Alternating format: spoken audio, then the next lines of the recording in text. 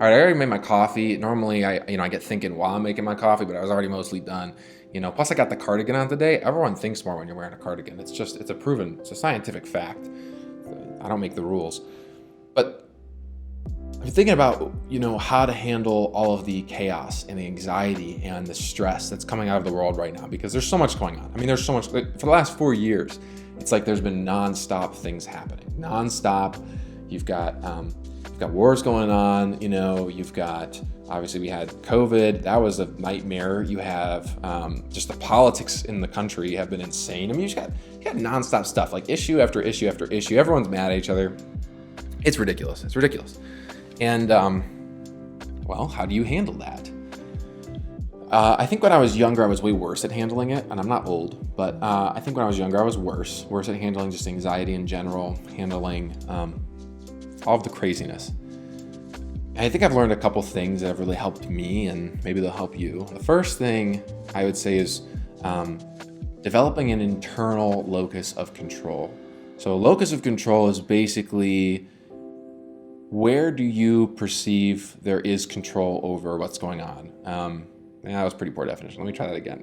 Let me explain what an internal locus of control is, and then an external, and then maybe I'll find a good definition to give you. So an internal locus of control is, I believe, and this is my locus of control, I believe I am in control of basically the consequences and the outcomes in my life. Right? So in other words, I believe that if I do X, I will get Y, and Y therefore is my responsibility. Whether that's a good or bad consequence of X, it is my responsibility to bear Y.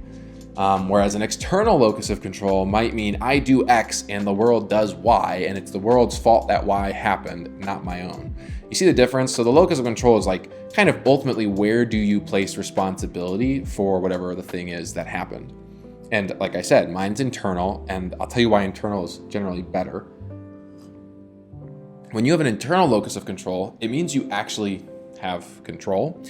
When you think about it, right, if you've got the external locus of control, that means the world's responsible for your problems, essentially. I mean, it's basically what you're doing. You're basically saying it's not my fault. Everything is somebody else's fault. It's the world's fault. And then what? What do you then? Literally, then what? Can you control the world? No, of course not. You can't control the world. You can't control anybody else other than yourself. So if you've got an external locus of control, you're kind of always stuck, just taking whatever the world gives you and feeling helpless. Whereas if you have an internal locus of control, and I used to have the external, this is a mental change I had to make. But with the internal locus of control, you are now responsible, and therefore you have some control. Now you can't control everything, you can control you. So you can decide, okay, wait a minute. I've been rather depressed lately. Well, what have I been doing? Okay, I've been staying up really late. I've been drinking, not on just the weekends or anything, or not just casually, maybe more than I should be. Maybe I've been smoking or something, or vaping or whatever. And then you realize that those things have consequences, like they impact your mood and your health. And suddenly, if you have the external locus of control in this example, you'll think, well, the world's so stressful, I have to smoke and drink and stay up late because I can't do anything else. But if you have the internal locus of control, you'll say, okay, the world is crazy and it's very stressful to me, but I am still going to control my behavior. I am not going to do the things that I know will perpetuate the problem and exacerbate the problem. I'm going to go to bed at a decent hour. I'm going to put my phone away. I'm going to stop scrolling through my Instagram feed, which is just throwing these things all into my face. And I'm going to choose better. So that's an internal versus external locus of control. And having the internal locus of control and realizing what you can actually help, it has helped. It has helped a lot.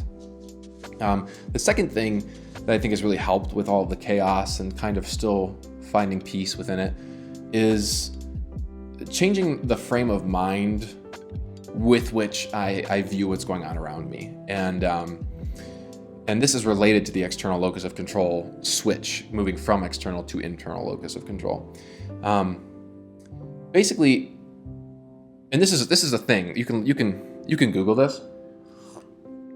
And I don't know if you trust Google, but you can Google it. When you look at things with a mindset of curiosity, it kind of nullifies like anxiety. So if when you're feeling stressed or anxious about things that are going on, instead of looking at them as stressful, anxious events, you look at them and start asking questions, and you trigger curiosity within yourself, the anxiety kind of goes away. And what that helps with and helps you find peace is not only do you get rid of some of the anxiety, but you'll actually start to understand things. I mean, you'll really start, because you'll ask questions. You'll seek answers, and you'll start to understand things to the best of your ability. And this is also tough in this day and age, because it seems like even when you want to understand things, people just get mad at you for wanting to understand things, and instead they expect you to arrive at whatever their conclusion is just because they said it, which is silly. It's a silly thing. But if you can trigger the curiosity within your mind, you'll start asking questions, you'll calm the anxiety down, and then you'll begin to understand things better. And when you understand things better, you can not only find peace within that understanding, but you'll also think of solutions to problems, or at least come up with ideas. They might not actually solve it, but you'll come up with ideas. And suddenly that state of fight or flight, right, the state of anxiety and the stress and the chaos becomes one of, again, autonomy and internal locus of control. And maybe I can do something about this. And maybe it's an event that's going on halfway around the world, and maybe you really can't. But maybe what you can do is you could say, okay, well, I know my good friend, or I know my younger sibling, or I know, somebody who I care and love and know and is here physically in my life, not somebody over the internet. I know somebody here who this is also stressing out. And now that I have calmed myself, I can act as essentially a pillar of strength for them. They can lean on me because I am calm, because I know that, I'm taking care of what I can here. I'm putting order to the chaos within my own life. And although, again, locus of control, I'm controlling what I can. And there's a lot of things out there I can't impact, but I'm controlling what I can. And that should give them some peace as well, right? You can extend that peace to them and help them find the same peace. And I think that's super important, because if not you, who? We are the people that make up our communities. We're the people that make up our families and our communities and ultimately the world. And so instead of thinking about it's somebody else's problem to solve and I'm just going to sit here and be anxious and stressed by it, once you kind of go through those steps, right, turn the focus on what you can control, calm the anxiety and think of solutions, suddenly you're empowered, and you're not just a passive member of society watching all the things happening and hoping somebody else will fix it. You can become an active member of society trying to fix the things that are directly around you. And let's be clear that fixing the things isn't complaining. Fixing the things isn't getting on social media and writing a long post. You can do some of those things. I mean, complaining, everyone kind of complains now and then, although the Stoics would say complaining does you no good, and I would agree. And certainly getting on social media and just spewing things generally does not help, I would say, because usually people can just scroll past it, right? So again, the best thing to do is really interact with the people. Oh, hi, Levi. The best thing you can do is really interact with the people in your life and be something of stability for them within all of the chaos. And again, that doesn't just help you, but it makes you feel empowered. So yeah, life is literal utter chaos.